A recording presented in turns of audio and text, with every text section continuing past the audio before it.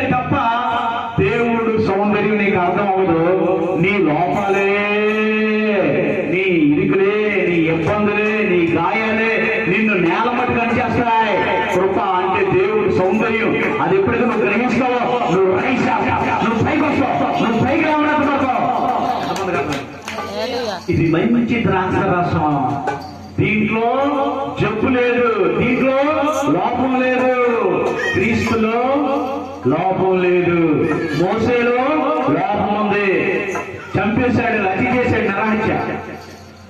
దేవుడి స్తోత్రం. కానీ యేసు ప్రభులో పాత నిబంధనలో ప్రతి ప్రవక్తలో లోపాలు ఉన్నాయి, కానీ కొత్త నిబంధన సృష్టించిన యేసు ప్రభులో లోపం లేదు. ఆయన కృప సత్య